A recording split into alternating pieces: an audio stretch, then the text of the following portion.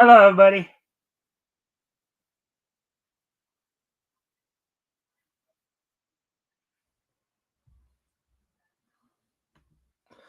All right. Well, happy April 1st, everybody. I know people have, it's April Fool's Day. Even where I live, our city decided to do a little joke on us. Our local paper did, basically telling us that Disneyland or Disney was looking to buy up one of our local bigger parks to uh, bring in another. But with that being said, hopefully you guys did have your fun today. But you also remember to be kind to each other in doing so. It's okay to pull pranks, but just as long as nobody gets hurt, and nobody's feelings get hurt. And in all that we do, we should all try to be kind to one another. Well, anyways, of course, of course, we're just gonna, just waiting a few minutes, give people a chance to come in before we get started. Of course, I was just like, so let's see,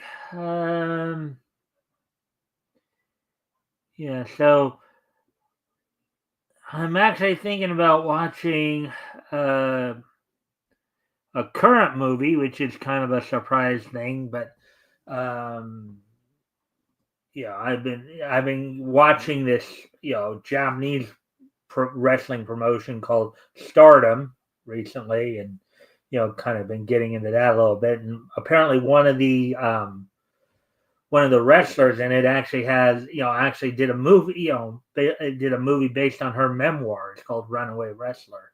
Looking into that, and I think it came out the memoir came out in 2020. The movie came out last year, so kind of hard to find. I did see the trailer. It looks like a pretty good story. So, anyways, as I said, we're just actually, in fact, let me do one thing I should have probably doing sooner. Let me see if I can find some. Um,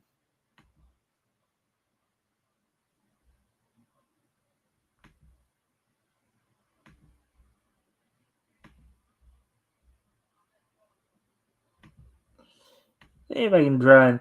Oh, and of course, as always, guys, a friendly reminder, of course, if you guys can help out by liking and sharing the stream, see if we can get some more friendly people in here to engage. That'd be appreciated. Also, if anything here grabs your attention, feel free to comment and or ask questions, and I will try to answer the questions to the best of my ability. So, let's see. Let's see who else might be interested.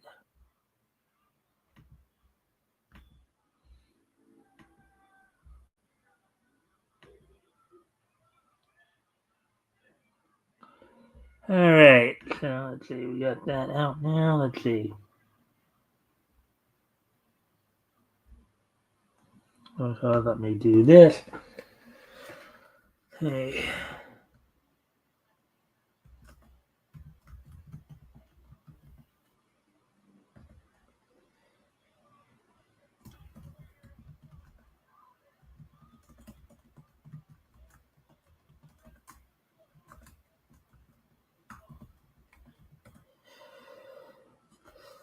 All right. So we're past the 4 minute mark, so might as well talk about what's on tap for tonight. So I actually have four articles I'm going to go over from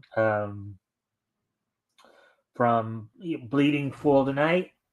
Of course, among those, we've got a couple of them that are comics related. A couple of them um, are basically cartoon animated related. So including the race baiting and politicizing of Superman has grown tiresome. Also, what can we expect of IDW distributing Alien Books Valiant Universe?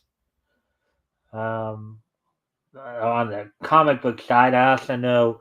Let me see. Also, I know that there's been talk of a Critic remake. The John Lovitz of course, the John Lovitz iconic animated series, 90s animated series for revival. And then Warner Brothers has finally completed the sale of the Coyote versus Acme project to Catch Up Entertainment. So we got quite a few things to go over tonight. And then, of course, we'll have the wrestling wrap up. We'll look more or less look ahead to tonight's NXT, get caught up on all the latest in terms of WB and AEW. As of course AEW this Sunday will be having its Dynasty pay-per-view. We know tomorrow night's Dynamite will be the go-home Dynamite. Before that, WWE is still, of course, building towards WrestleMania in a few weeks. So in about a couple weeks from the Sunday as well. So, but with all that, why don't we, now that we're almost at 6.5 minutes, why don't we go ahead and get started then? Let's get started on the news coverage here.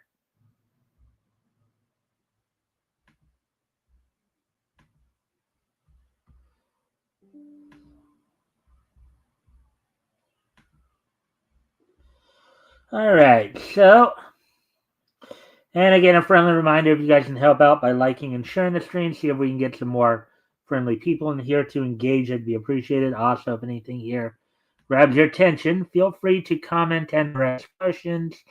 Let me try one more time here to see if we can bring in some more viewers. Let's see. It might be. All right.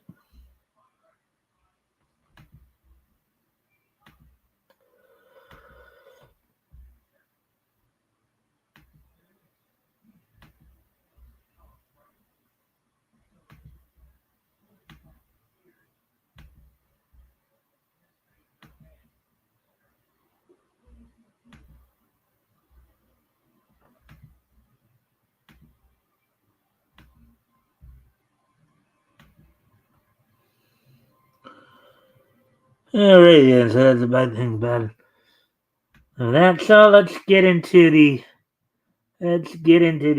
article. Let's get into the articles here. Let's start off with, of course, this one from our old pal Avi Green. The race baiting and politicizing of Superman has grown tiresome.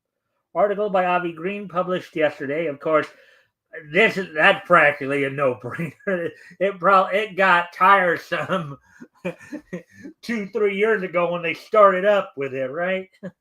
All right, so here's Avi speaking, of course. A writer at Reactor, which is affiliated with Tor Books, turned out another questionable article about the issues with Superman involving race and immigration, once again distorting a lot of details for the sake of modern leftist ideology.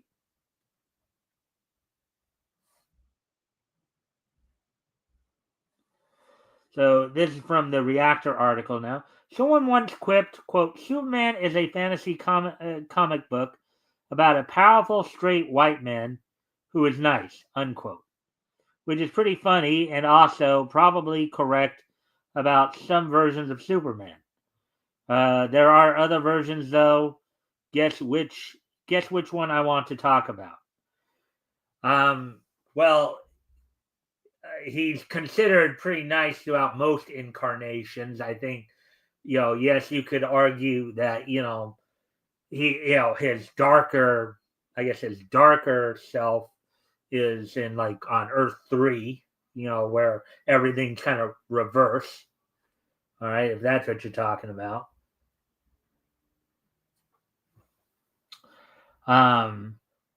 One could argue that Superman, in parentheses, or at least some versions, unparentheses, isn't white. He's not even human. He's an alien from the planet Krypton. His marvelous powers derive from the fact okay, I hear some of you say, but he looks exactly like a white guy, and everyone treats him, um, or at least his persona, Clark Kent, as white. How is that not being white? Too? Okay, somebody made a typo there.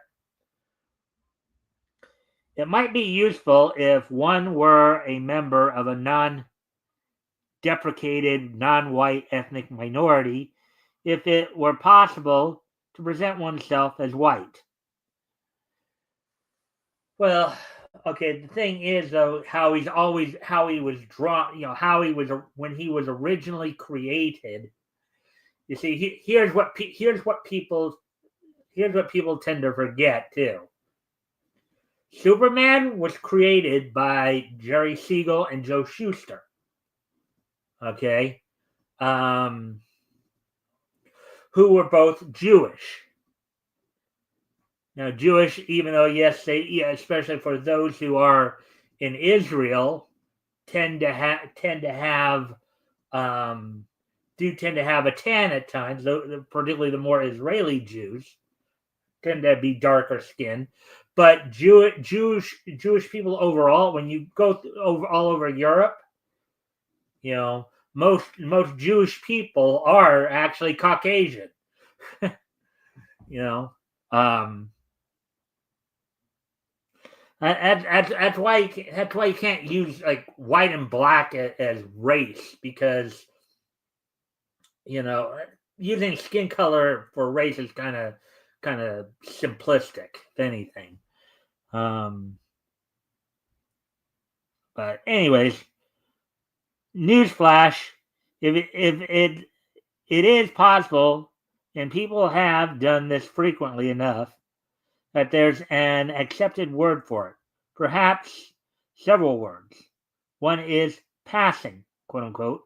Historical examples abound. Some who have opted to pass have done this so effectively that their descendants had no idea that their ancestors had been considered non-white. Now that's from the article, so now we're going to get Avi's response. Avi, who happens to be Jewish, by the way, just to remind everybody, I believe he is Jewish. I believe so, anyways. Um, hey, Fishoza. Hey, Mike. To be fair, Superman is meant to represent the best of humanity, and specifically America. Be kind. He kind of has to be what. Well, yeah, I get that part, Fishoza. Israel didn't exist when Superman was created. Well, I only made reference to Israel, that general area, because there are Jewish people all over the world. There's Jewish people here in the States. There's Jewish people up in Canada. There's Jewish people in Europe. I believe there's Jewish people throughout many of the Latin American countries. There's Jewish people in Asia. Okay, there's obviously Jewish people in the Middle East. My point in bringing up Israel, and you're right, Israel wasn't a country when Superman, at the time Superman was created. I don't think they became a country till what, like 1949, I believe. So, like 11 years after Superman was created. But my point wasn't as much that, it was more the fact that because they're trying to use, every time we talk about race, it always comes back to skin color, and that's kind of simplistic when, if you're looking at the Jewish people as a people, since they are all over the world, they're not necessarily one color, right? Jews that are in the Middle East tend to probably be, darker skinned than those who grew up in, or who were in Europe, or even in some parts of this. There are probably some Jewish people here in the States who, some who are darker than others, because depending upon where they live. Okay, so they're trying to use the whole idea of skin color for race and stuff like that, and that's kind of what I was getting at. But anyways, let's see what Judaism isn't a race or ethnicity; it's a specific bloodline, kind of like a royal bloodline. Yeah, good point.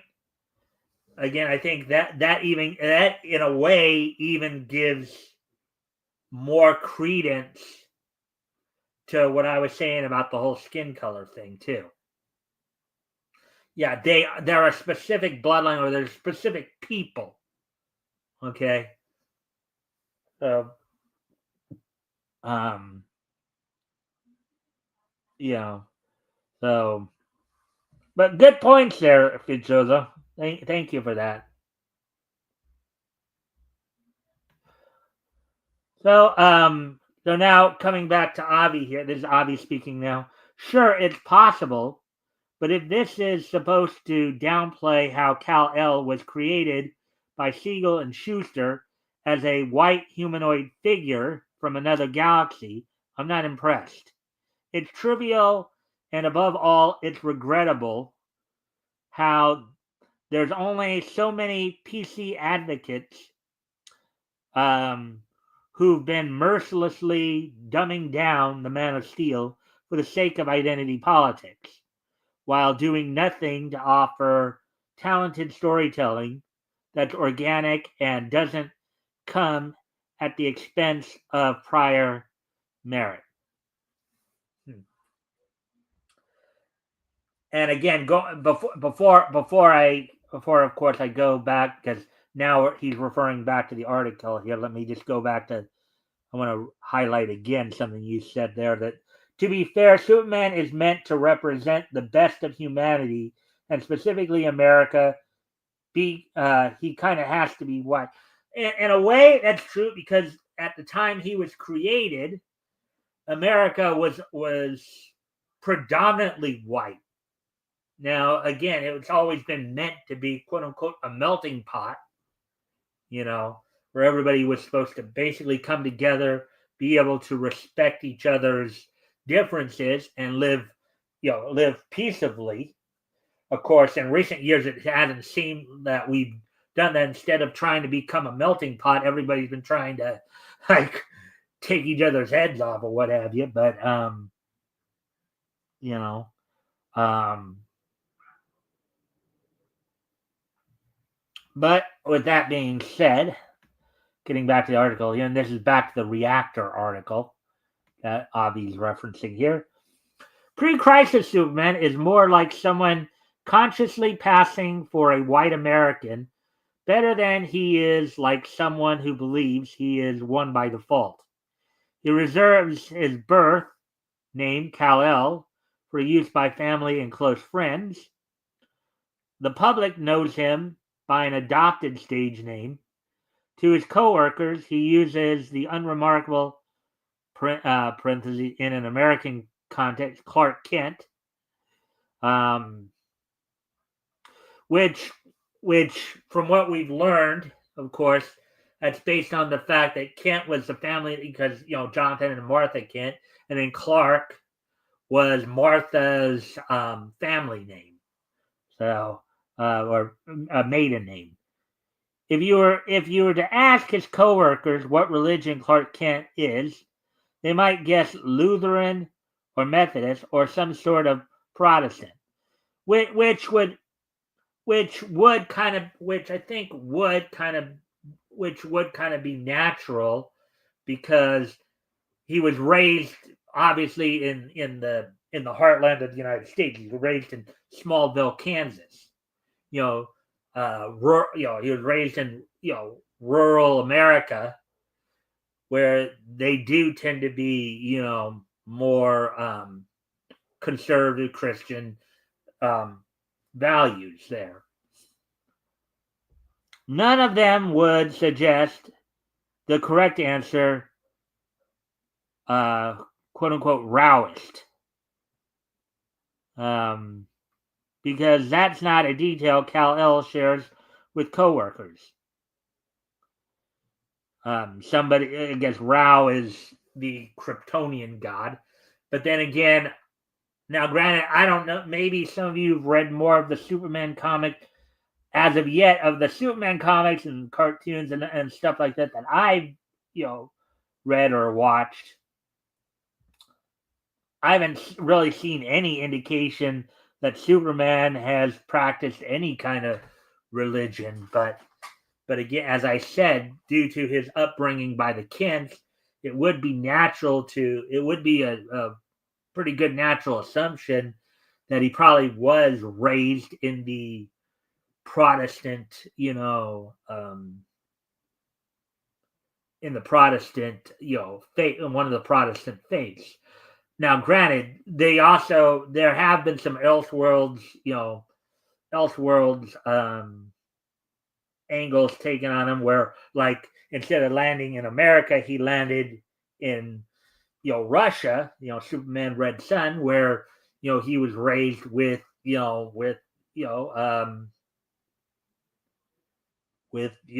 values, with what you would call communist, if not Marxist values. So. Superman doesn't care about being Kal-El. Superman is supposed to be human in every way except his DNA. His DNA, of course, is Kryptonian. Kryptonians are still humanoid figures, as they've been depicted in the fiction. I guess that's kind of where we're trying to go with this, but again, as I've even said in the times that I've read Superman, Superman in the comics or watched the cartoons, I've never known anybody to really focus in on what religion he follows. That's not one of those things. I think that most fans of Superman, if you got to be honest, I don't think that Superman's religion is not something I think people really, really think a whole lot about. They just see this nice man who sits around, flies everywhere, has superhuman strength, and does what he can to help people. Whether as Superman, with the superheroic deeds, or even as Clark Kent, and reporting on gangsters, reporting on, and all the same there.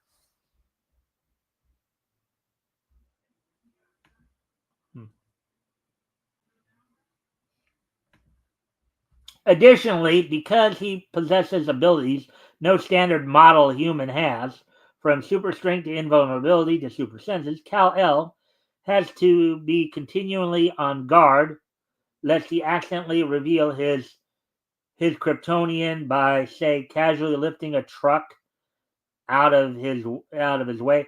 Well, that's not the only reason that he tries to conceal his Kryptonian DNA. Okay. There's another aspect too, and that's in protecting others from his powers. It's kind of funny because we kind of saw that alluded to in an episode of one of the 2-part episodes of Justice League, right? Where his powers, where he has a nightmare where his powers continually grow to the point where he essentially hurts everybody. He hurts everybody he cares for. Whether it's his heat vision, accidentally going out of control and just incinerating people, or if he tries to give somebody a hug, accidentally crushes them to death, or smothers them to death, so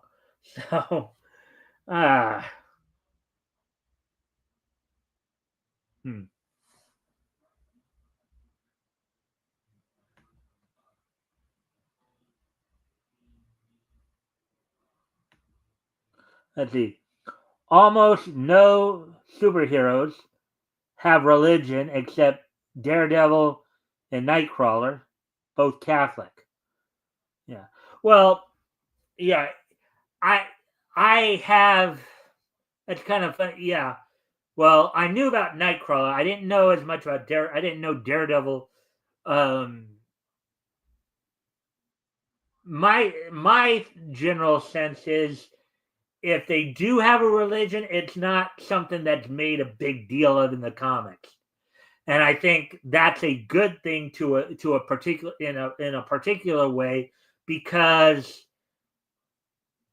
instead of having a religion directly stated, like this hero is this religion or that religion or like that, having it directly stated would, I think, ultimately cause problems. I think a lot of these I think a lot of the Golden Age writers knew this. They knew that if they tied down a hero to a specific religion, it would cause problems.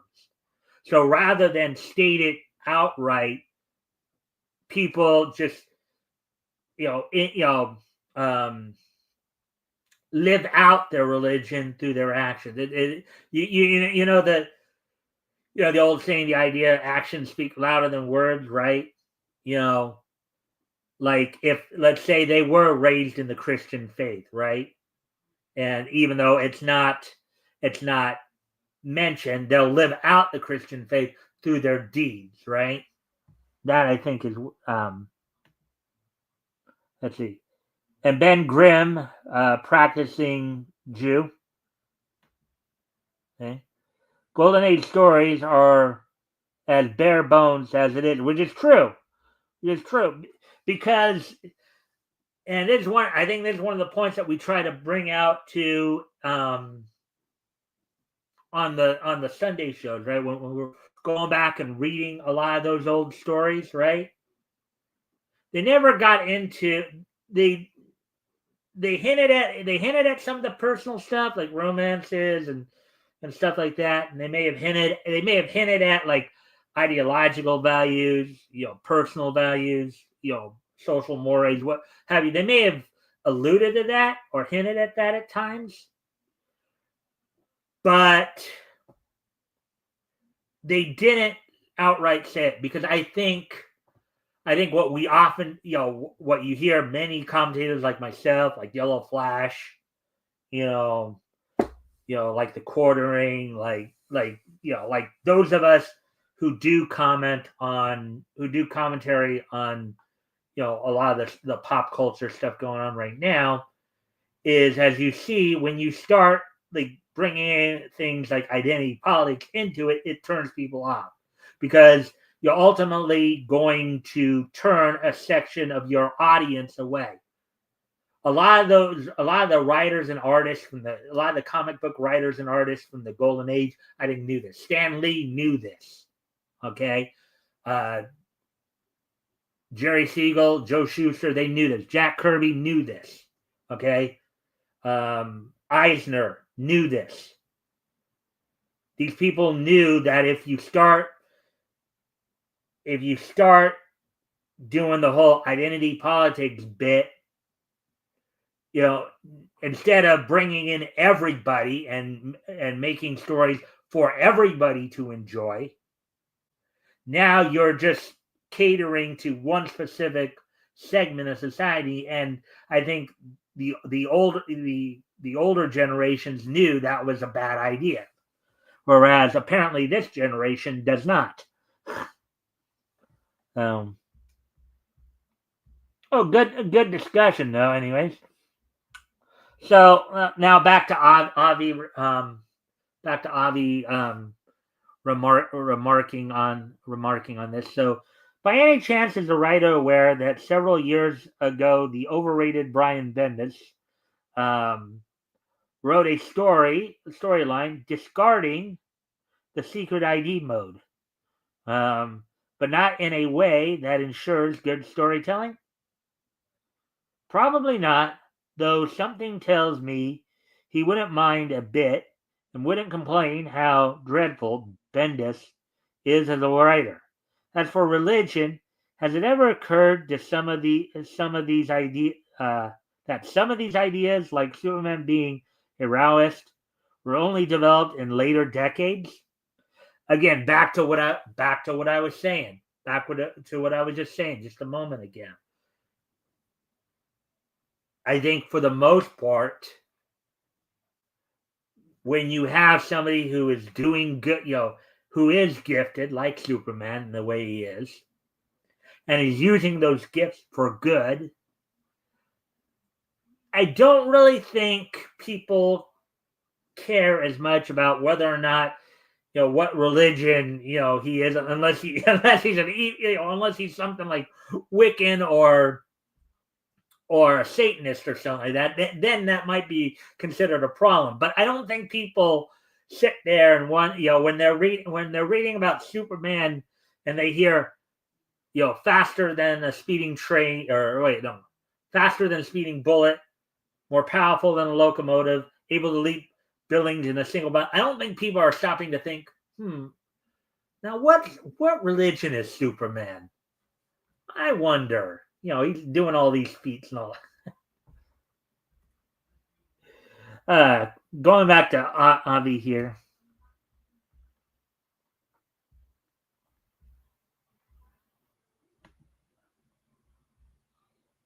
I mean, tell me, Chet, if it shows I know you're there, and if anybody else is there, tell me when you're if you have ever read a comic book or watched a cartoon, do you stop and think about whether or not the characters in it are what religion they are? Is that something, or what? Do you really stop to think about what ethnicity they might be, or what race, or what you know do you really think that deeply about it? I mean, sometimes it might be good for a plot, like knowing that Superman Kal-El is from Krypton, and that as a Kryptonian, the rays of the yellow sun have a physiological effect on him. That's an interesting thing. People care about that, but ultimately, do they care about what religion Superman really? I mean, do as somebody who reads comics or watches cartoons, do you really stop to think about what religion Superman is, or Batman, or Daredevil, or Nightcrawler, or Blue Beetle, or whoever? Do you really stop to think about what religion they are? Is that what you're reading comics for? Is that what you're watching cartoons for?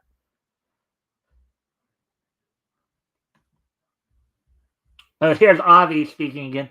One story I vaguely recall may have established the Kryptonians as worshipping science, but considering most leftists today don't exactly have much respect for Judeo Christianity any more than science itself, what's the use of this observation either? Now, here comes the PC part, which, while no longer surprising, is still nonetheless dismaying. That's obviously now back to the reactor article here is referencing. Not only is Kal-El an alien, but in many continuities, he is an undocumented alien.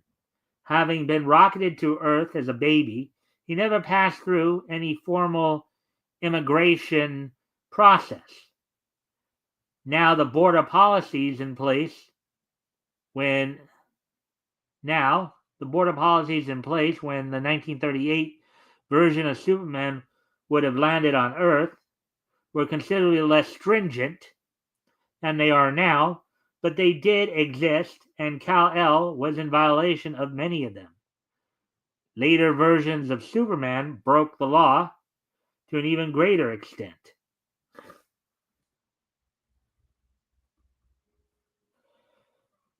Having arrived as a child on Earth, Kal-El has done his best to assimilate into and be a constructive member of the dominant culture. Yeah, and here's kind of the reason why we have the stricter, why people are crying out for more of the stricter. If you're gonna try to draw some kind of similarity between, let's say, Superman and the Venezuelan gang members were deporting. Okay, here's a big difference on that. Superman first off, when he was adopted, obviously he would have been made a citizen probably right away. They would have probably just since the Kents it wasn't until years later they found out that he was somebody who was rocketed to Earth. Okay, but it would naturally be assumed that at some point Superman would have become a citizen, as Clark Kent. Okay, but if you're trying to draw some kind of similarity between, let's say, Superman and the people getting deported, here's the thing: Superman still did a lot of good. Granted, his early stories were pretty graphic, and yes, he did, considerably break the law in many ways, very early on in his stories. But he still ultimately used his superpowers for the good of man. Whereas a lot of these people being deported, they're not being of a good service. I mean, people wouldn't necessarily have a problem with. That's why Tom Holman and ICE have talked about the idea they're going after the active criminals first. They're not going after the people who are trying to just do the right thing. Ultimately, they may, because they did come here illegally.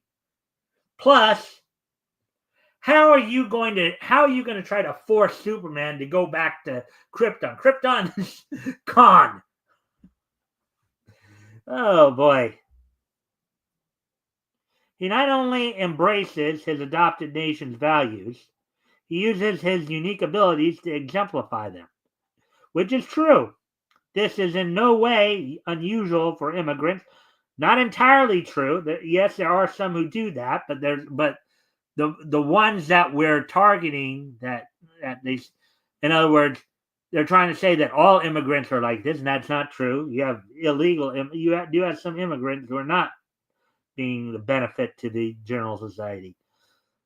Although the manner in which Kal-El pursues this goal is unusual, however, his public faces, Clark Kent, in parentheses, and to an extent Superman, in parentheses, are different from the Kryptonian one would encounter in the Fortress of Solitude.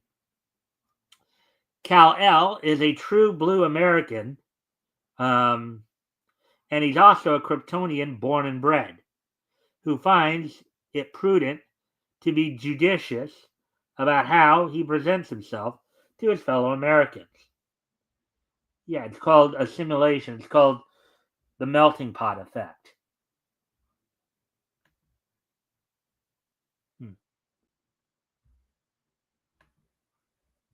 It's probably not entirely coincidental that Superman was created by two Jews, Jerry Siegel and Joe Shuster, who are both sons of immigrants.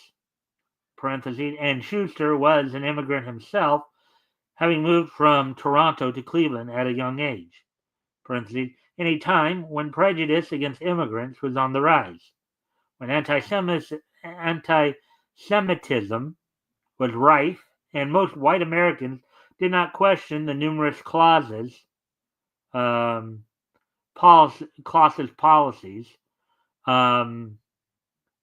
in place. Their creation, Kal-El, can be an inspiration to Americans celebrated across the nation as long he first circumvents reflexive white American xenophobia by convincing them he is one of them.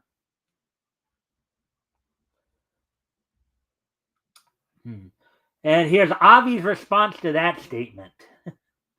Let's see what Avi has to say about that. Well, first off, before we see what Avi has to say, I want to see what Fishozo has to say here.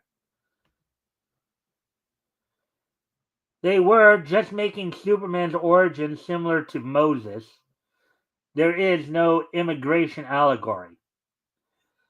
Actually, that's a good point too. You're right. You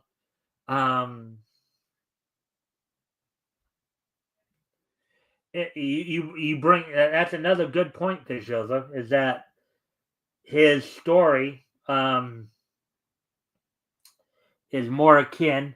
And considering how long this story is taking, I'm gonna I'll probably just stop after this story because I didn't think this story was gonna take this whole time, but I'll probably push back the three stories. I'll push back the three stories that I had today. The other three stories after this till tomorrow. I didn't realize this was going to take this long to get through, but still good enough, because we're already at the 40-minute mark here. But this has been a good story to follow. Obvious stuff. Granted, sometimes I know, like Metal, for example, has had some issues with how Avi makes his arguments, and I pointed that out too. But still, good stuff to talk about here. But anyways, so we'll probably after this we'll move on to the wrestling wrap up and start to wind everything down. So now here's Avi's response to what we just read from the reactor. Wow, look how these parrots the quote, I guess it's supposed to be how he parrots the quote, Superman's an immigrant, not a refugee, unquote, narrative, and obscures the science fiction trappings of the comic series in the process. In the worldview of the propagandist who published this useless column, there's just no room for surrealism. Yeah. And refugees would be treated differently from immigrants. Refugees are usually people who have to go somewhere because they're usually forced out of their country, or their country or planet in this case don't no longer exist. He didn't come over here. He didn't have a choice of staying where he was. He basically is a refugee. So Avi made a good point there. No doubt they'll be taking a similar approach to Starfire tomorrow, if not today, and also for Martian Manhunter, who's mentioned in footnotes for the article. Same for Marvel's version of Captain Marvel, Marvel of the Kree, who was created as a metaphor for dissidents from communist Russia in 1967. Why, even the Silver Surfer could probably fit the bill there.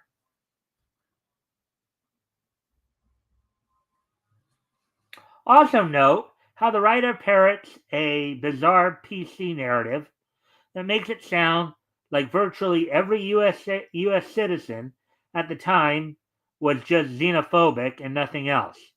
Recall some people making comments like that at the time Marvel published their insufferable miniseries, The Truth, Red, White, and Black, which was intended as nothing more than tearing down everything Captain America was all about, and making it look like virtually everyone in the USA at the time was irredeemable with no common sense.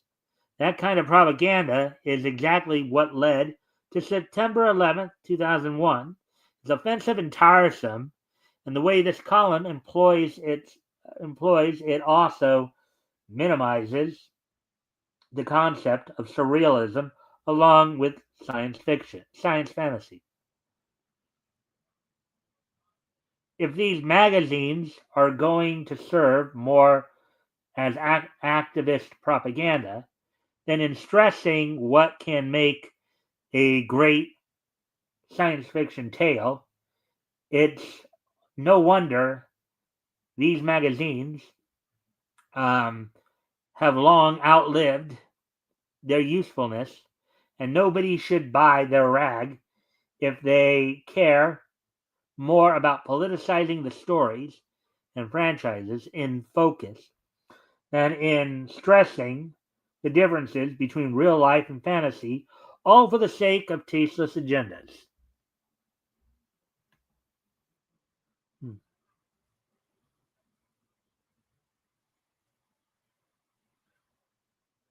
Mm-hmm.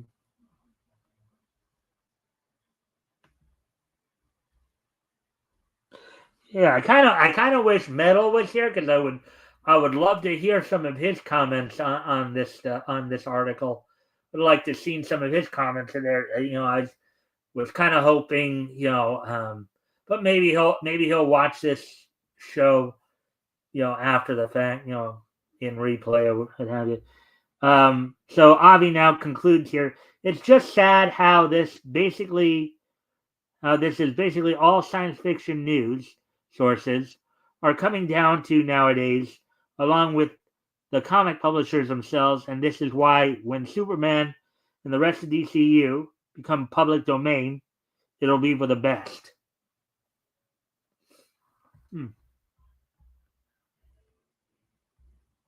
Well, unless of course Warner Brothers tries to hold on to the rights for the movie purposes. So yeah, we're already at 45 minute mark here. So I'm gonna go ahead and move on to the wrestling wrap up, and of course to this day in each history. I'll push back the stories. I'll push back, of course, the stories for tomorrow.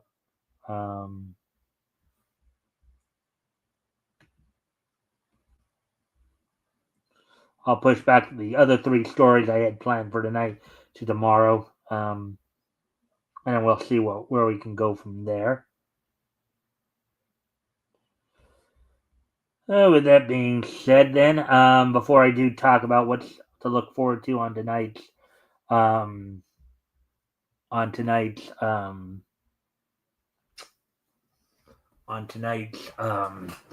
episode of NXT, let's kind of get a little caught up on some of the some interesting news. So after yesterday's Raw, of course, where at one point John Cena during his promo battle with Cody Rhodes made kind of a reference to Cody Rhodes claiming to steal money from a millionaire's kid. MJF from AEW had a response to that. We're talking about, everybody makes such a big deal about whether they mention us, we mention them. It's like no big deal. Kind of like slap back at people who are going ooh. So, and as stated yesterday, Io Sky retained the W Women's World title, W World Women's title, Women's World title, via double DQ after apparently Bianca Belair had disqualified both Rhea Ripley and Io Sky, after they both basically hit her as she was a special guest referee. So again, it almost seems like they're pushing that more towards a potential triple threat match.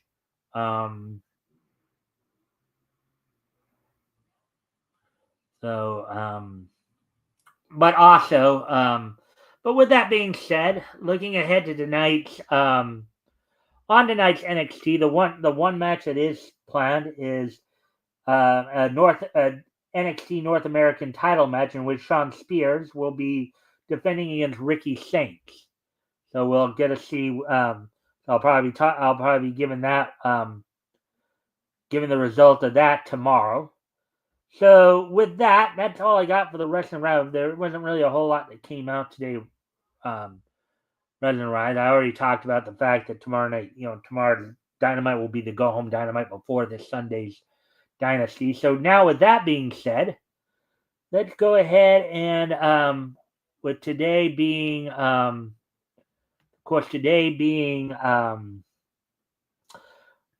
Tuesday, April 1st, 2020 2025. Let's go ahead and take a look back at this day in each history. So let me see now. 1975 and 1925. All right. So first off, we're going to head back 50 years ago today, 50 years ago today on this date. 50 years ago, back in 1975.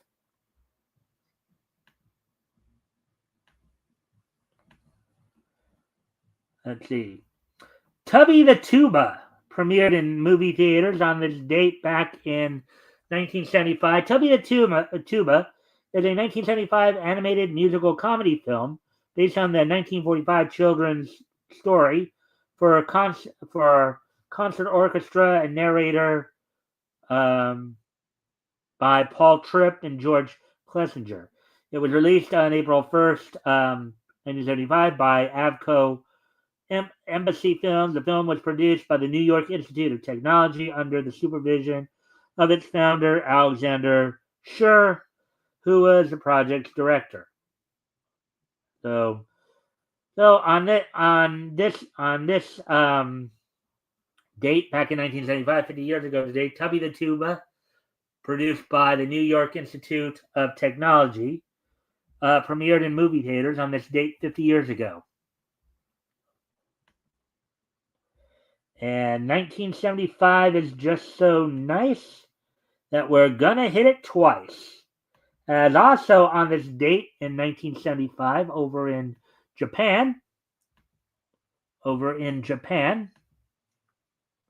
this date in 1975, originally produced by the first 6 episodes produced by Zuyo, but eventually taken over by Nippon Entertainment. The anime Maya the Honeybee premiered on Japanese television on this date back in 1975, premiering on ANN, which eventually became ABC and NET. On this date back in 1975, the Nippon Animation's Maya the Honeybee premiered on ANN on this date back in 1975, 50 years ago.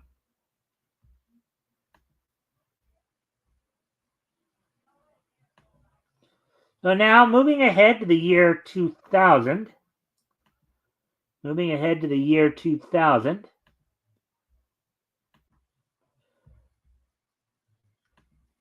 On this date in the year 2000, Combat Zone Wrestling held its Controversy 101 event from Pitman, New Jersey.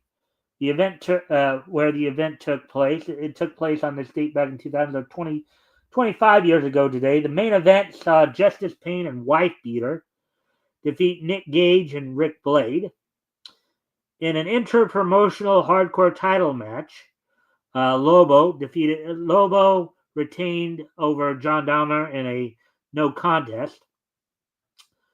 The Haas brothers, Charlie and Russ Haas, Charlie Haas, of course, who would go on to WWE fame, retained the Combat Zone Wrestling Tag Team Championships over Trent Acid and Ty Street. Zandig retained the heavyweight title over TCK.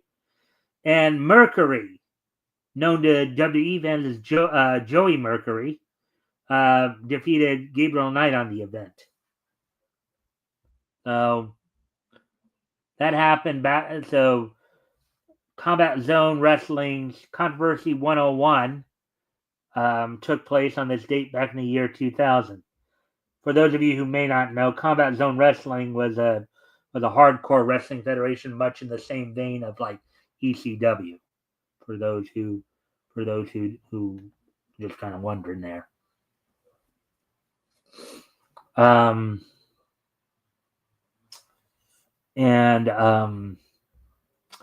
finally, on this date in 2009, so 16 years ago today, this date back in 2009, the 70th anniversary special of Captain America Comics went on sale on this date back in 2009. So for $3.99 was 48 pages. Of course, the 2 stories featured in it were What Makes a Man and Death Loads the Bases. Death Loads the Bases. So let's see now. So edited by Stephen Wecker. James Robinson wrote the What Makes a Man story, which is 23 pages, and Death Loads the Bases, written by Jack. So Death Loads the Bases was a reprint from Captain America Comics number 7, 1941, which we will probably get to somewhere down the road. Jack Kirby and Joe Simon there. So back in 2009, the 70th anniversary special for Captain America Comics went on sale on this date back in 2009.